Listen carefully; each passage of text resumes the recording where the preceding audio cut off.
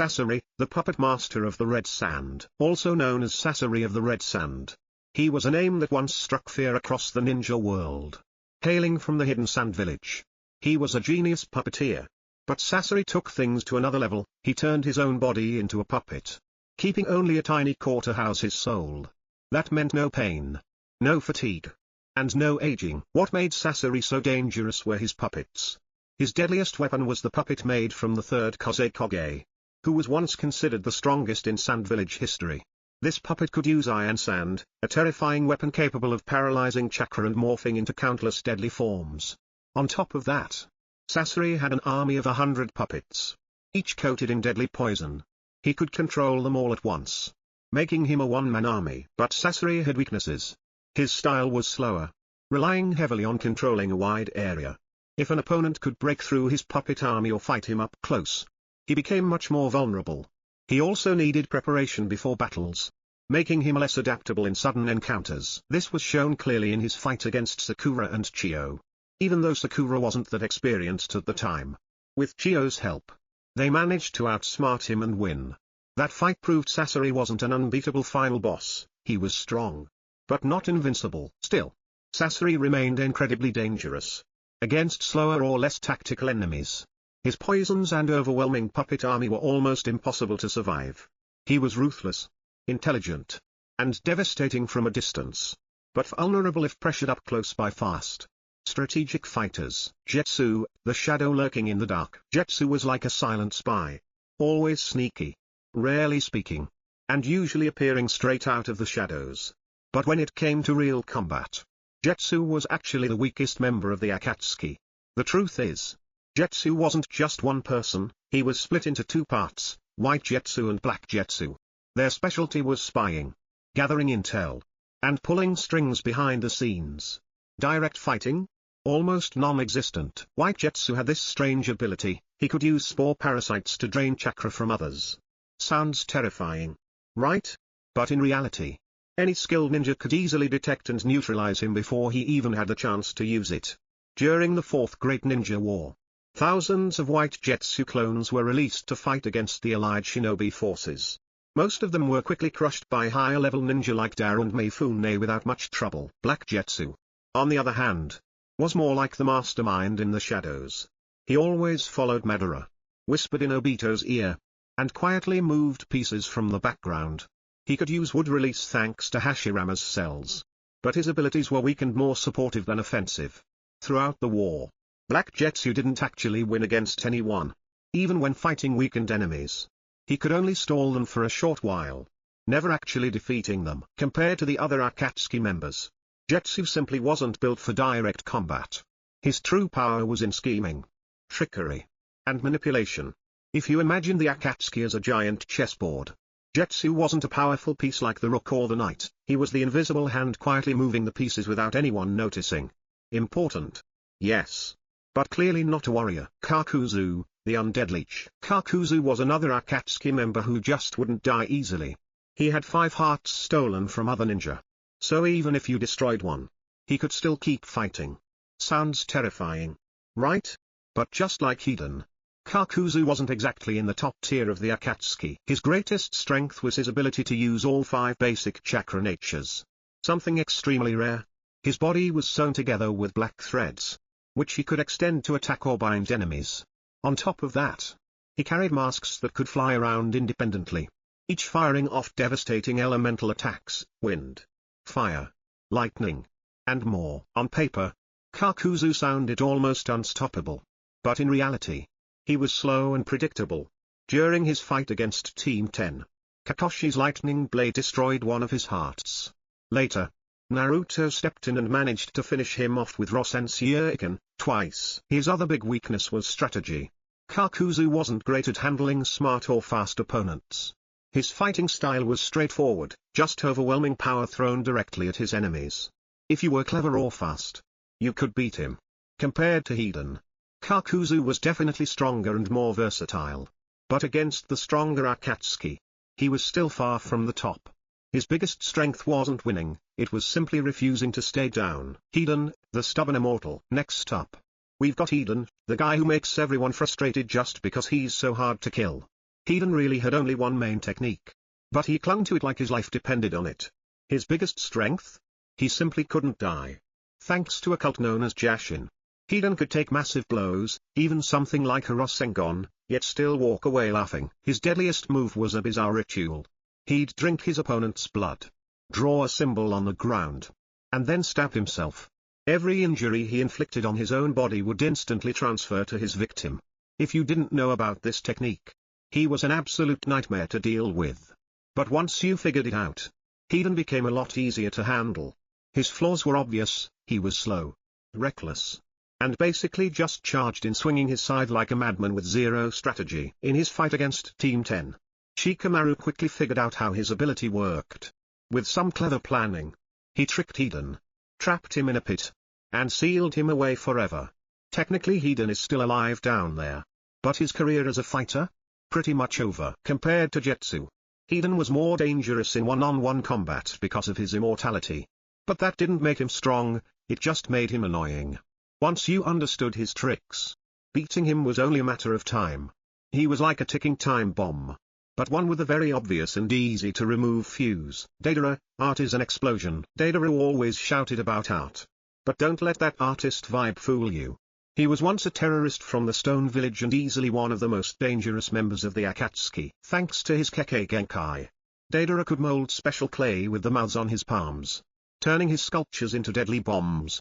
He had multiple levels of explosives, C1 for precise small blasts, C3 for massive city-destroying bombs, and the terrifying C4 Kakuru, a microscopic bomb that created invisible nanite-like explosives. Anyone who inhaled them would explode from the inside out. Reduced to dust in seconds. He usually fought from the sky, riding on a giant clay dragon while raining bombs down on his enemies. That made him extremely mobile and very hard to counter. He even defeated Gaara, the Kozekage. Despite Gaara using everything, he had to protect the Sand Village. Later, he nearly killed Sasuke in their fight.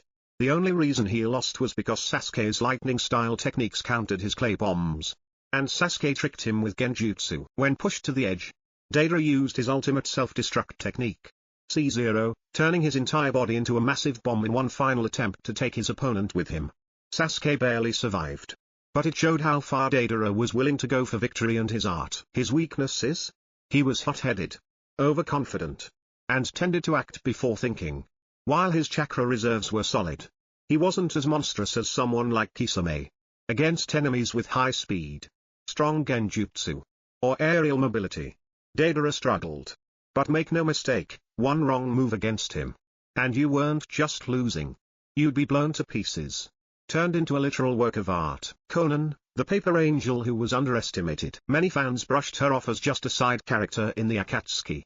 But that's a huge mistake. Behind her calm, quiet personality was one of the most creative and deadly fighting styles in all of Naruto. Her paper jutsu wasn't just for show, it was lethal. Konan could turn her entire body into thousands of paper sheets, making physical attacks almost useless against her. She could form razor-sharp blades, unleash endless explosive tags, and even fly with paper wings. In battle, she was like a storm of paper, unpredictable, and incredibly hard to hit. Her most iconic moment was her fight against Obito. To protect Nagato's legacy, Konan spent years preparing a trap with 600 billion explosive tags, enough to keep detonating for 10 minutes straight. She calculated Obito's phasing ability down to the exact second and nearly killed him. Someone considered one of the strongest in the entire series. He only survived because he used Izanagi, rewriting reality itself to escape death. That fight proved Konan wasn't weak at all, she was a master strategist. Unlike Kisame's brute force or Deidara's flashy explosions, Konan's strength came from intelligence and precision. Compared to Sasori, she was faster, harder to hit, and much more versatile in tactics. Of course, she had weaknesses. Paper burned easily, making her vulnerable to fire-style attacks. She could also be caught off guard by sudden assaults or powerful ocular jutsu like the Sharingan. But the fact that she nearly killed Obito speaks volumes. If her sea of paper bombs had been aimed at anyone else, they wouldn't have survived. Konan wasn't just the quiet girl of Akatsuki, she was a paper angel. A storm of death disguised in silence. Kisame, the shark monster of the Akatsuki. Kisame wasn't about subtlety or philosophy, he was pure raw power. Nicknamed the tailless-tailed beast, His chakra reserves were nearly equal to actual Jinchuriki. Once he entered a battlefield, he transformed it into his personal ocean of death. Even without water around, Kisame could create vast floods. His water-style jutsu weren't just massive. They were devastating. He could form giant water prisons, trapping enemies inside a moving sphere of water while swimming freely like a predator. His chakra was so immense it could reshape landscapes. And then there was Samada, his living sword. Samada could sense chakra, devour it, and even fuse with Kisame to transform him into a true monster. This made him not only powerful but nearly impossible to wear down. He could heal by absorbing chakra while beating his opponents down relentlessly. He once overwhelmed Killer Bee, forcing him to retreat, and later fought Might Guy, who had to open the seventh gate, a technique deadly to the user, just to defeat him. That shows how insanely durable and dangerous Kisame really was. Kisame excelled in prolonged battles. Against Deidara, he could absorb the chakra from his clay bombs. Against Sasori, he could tank poisons and crush puppets with sheer power. His stamina and chakra made him one of the hardest members to deal with. But Kisame wasn't perfect. He lacked speed and was vulnerable to strong genjutsu from people like Itachi or Obito. He also became weaker in dry or confined areas where he couldn't unleash his water-style jutsu. Still, when it came to raw strength and endurance, Kisame was unmatched. He didn't need illusions or tricks, just water, his sword, and overwhelming force. Itachi Uchiha, the cursed genius. Itachi was never ordinary. Even as a child, he surpassed grown ninja, becoming an Anbu captain at a young age.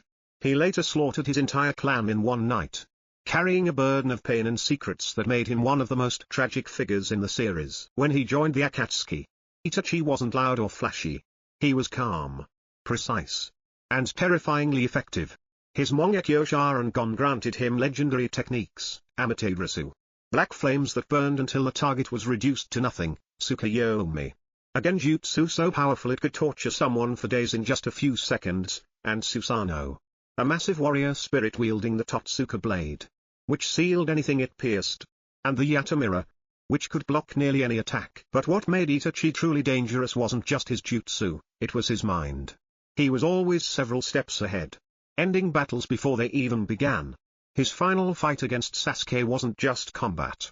It was a carefully planned farewell, where every move had meaning. Even after death, his influence continued to shape Sasuke's path and protect the Hidden Leaf village. Itachi's weaknesses were his failing health and limited chakra reserves. He was sick for much of his life, forcing him to fight with extreme precision, using only the most efficient techniques. In his last battle, he held back to avoid harming Sasuke, even while on the brink of death. But despite his illness, Itachi's brilliance made him nearly unbeatable. When resurrected in the Fourth Great Ninja War, he fought alongside Naruto and Bee, taking down Nagato. He even broke free from Kabuto's Edo Tensei control, something almost no one else could do. Itachi may not have had the raw brute strength of Pain or Obito, but his perfect balance of skill, intelligence, and sheer presence made him one of the greatest ninja in history. He wasn't just a fighter, he was a legend, forever remembered as the tragic genius of the Uchiha. Nagato, Pain, the man who carried pain to find peace. Pain wasn't just a name, it was an entire belief system. In the Akatsuki, Pain stood like a god, cold, calm, and with a clear sense of purpose. But behind the six bodies everyone knew as Pain was the real mastermind, Nagato Uzumaki, a war-orphan who lost his family and friends to endless conflict. With the Rinnegan, the most legendary eye technique, Nagato created the six paths of pain. Each body had a specific role. The Deva path could push and pull with gravity, powerful enough to level Konoha with a single Shinra Tensei. The animal path could summon monstrous creatures. The Preta path absorbed chakra-based attacks. The human path could rip out souls and read minds. The Asura path transformed into a mechanical weapon of war. And finally, the Naraka path could interrogate and revive allies. Together, these six bodies fought as one, overwhelming even the strongest ninja by dividing their attention. What made Pain terrifying wasn't just his abilities, it was his philosophy. He truly believed that only through shared suffering could humanity understand peace. He wasn't fighting for wealth or power, but for a twisted version of justice. We saw his strength firsthand during the invasion of Konoha. With one attack, he wiped out the entire village. He even defeated Sage Mode Naruto, something no one else had done at that point. But Naruto didn't beat Pain with fists, he beat him with words. By reminding Nagato of his old ideals and showing him another path, Naruto convinced him to abandon his hatred. In the end, Nagato sacrificed his life to revive everyone in Konoha. His final act of redemption. Nagato's weakness was his true body. Frail and crippled, he relied on machines to stay alive and burned through his energy every time he used a major jutsu. The longer the fight went, the weaker he became. Even so, Pain remains one of the most powerful and profound characters in Naruto. He wasn't a villain driven by greed, he was a broken man trying to reshape the world through pain. Obito Uchiha, the puppet master of the shadows. If Pain was the face of the Akatsuki, Obito was the hand moving the strings from the shadows. For most of the series, no one knew his true identity. Behind masks and fake names, he manipulated events that changed the entire ninja world. Obito had once been thought dead. He was Kakoshi's childhood friend, crushed under rocks during a mission. But instead of dying, he was saved and twisted by Madara Uchiha. From that moment, Obito abandoned his old dreams and became one of the deadliest threats in Naruto. His greatest weapon was the Mangekyo Sharingan. With Kamui, he could phase parts of his body into another dimension, letting attacks pass right through him. He could also teleport instantly, making him nearly untouchable in battle. On top of that, he wielded Izanagi, a forbidden technique that let him rewrite reality itself at the cost of a Sharingan. Combined with fire style, taijutsu, and his intellect, Obito was an all-around powerhouse. But he didn't stop there. After gaining the Rinnegan and becoming the Jinchuriki of the Ten Tails, Obito reached godlike power. He faced the combined forces of Naruto, Sasuke, the Tailed Beasts, and the entire allied shinobi army, and still held his ground. The fact that he survived Conan's 600 billion paper bomb trap, or outsped Minato, the Yellow Flash, shows just how terrifying he was. Still, Obito's true danger wasn't just his strength, it was his manipulation. He fooled the Akatsuki, corrupted the Hidden Mist Village, and even resurrected Madara. Nearly every major event in Naruto, like the Nine Tails attack on Konoha or the Fourth Great Ninja War, was part of Obito's plan. Yet, Obito's story was also one of tragedy. He began as a boy who wanted to be Hokage, someone full of kindness and dreams. But after losing Rin, he was consumed by grief and fell into darkness. In the end, though, he found redemption, sacrificing himself to protect Naruto and the world he once tried to destroy. Obito wasn't just one of the strongest members of the Akatsuki, he was its greatest manipulator. He turned the world upside down, not only with his power but also with his cunning. A villain, a puppet master, and ultimately, a tragic hero. And that wraps up every single member of the Akatsuki, from the weakest to the strongest. Each of them had their own unique abilities, philosophies, and downfalls. But together, they formed one of the most iconic villain groups in anime history. Thanks for sticking with me all the way to the end of this breakdown. I hope you enjoyed revisiting these legendary characters and their stories. Don't forget to like, share, and subscribe if you want more deep dives like this. Wishing you all a great evening, and I'll see you in the next video.